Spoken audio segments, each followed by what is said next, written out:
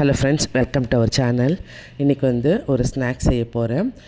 இது வந்து உருளைக்கிழங்கு வச்சு செஞ்ச ஸ்நாக்ஸு. டீ காஃபிக்கு நல்ல காம்பினேஷன் ஈவினிங் டைம் சாப்பிட்றதுக்கு நல்லாயிருக்கும். அதுக்கு நான் வந்து ஒரு 4 உருளைக்கிழங்கு வேக வச்சு எடுத்துருக்கேன். அதை நம்ம வந்து நல்லா ஸ்மாஷ் பண்ணிக்கலாம். கட்டி முட்டி இல்லாமல் நல்லா ஸ்மாஷ் பண்ணிக்கலாம். இது பாருங்கள், நல்லா ஸ்மாஷ் ஆகிடுச்சு. இதுக்கு வந்து தேவையான அளவு உப்பு சேர்த்துக்கலாம். கொஞ்சமாக ரெட் சில்லி பவுடர் சேர்த்துக்கலாம்.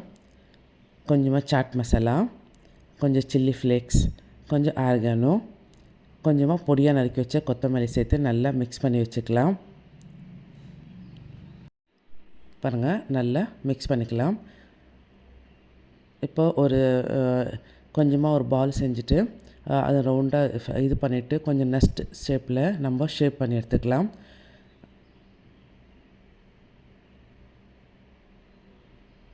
இந்த மாதிரி ஷேப் செஞ்சு ரெடி பண்ணி வச்சுக்கலாம்.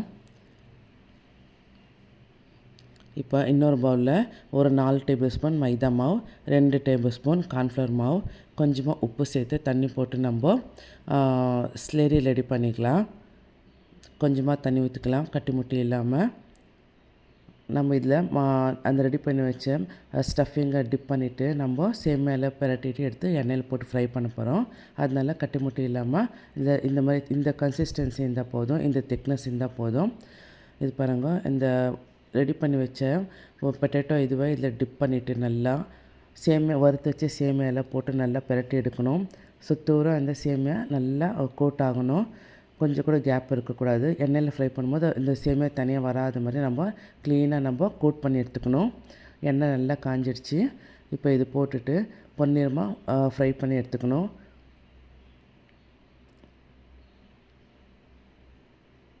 கலர்ஃபுல்லான ஈவினிங் ஸ்நாக்ஸு ரெடி ஆகிடும். டீக்கு காஃபிக்கு வச்சு சாப்பிட்டா நல்லா டேஸ்ட்டாக இருக்கும். பசங்களுக்கும் ரொம்ப நல்லா பிடிக்கும். கலர்ஃபுல்லான potato bird nest snacks ready ஆகிடுச்சு. கொஞ்சமாக கார்னிஷுக்காக மயோனீஸ் போட்டிருக்கேன், கொஞ்சம் கொத்தமல்லி வச்சுருக்கேன். சுட சுட ஸ்நாக்ஸ் ரெடி ஆகிடுச்சு. இந்த வீடியோ பிடிச்சிருந்தால் லைக் பண்ணுங்கள், ஷேர் பண்ணுங்கள், கமெண்ட் பண்ணுங்கள், மறக்காமல் சப்ஸ்கிரைப் பண்ணுங்கள். தேங்க்யூ ஃபார் வாட்சிங். Keep supporting. தேங்க்யூ. பார்க்கவே அழகாக இருக்குது பாருங்கள். பசங்களோட வித்தியாசமாக இருக்குதுன்னு சொல்லி சாப்பிடுவாங்க. இதை நீங்கள் ட்ரை பண்ணிட்டு எனக்கு மறக்காமல் கமெண்ட் பண்ணி சொல்லுங்கள்.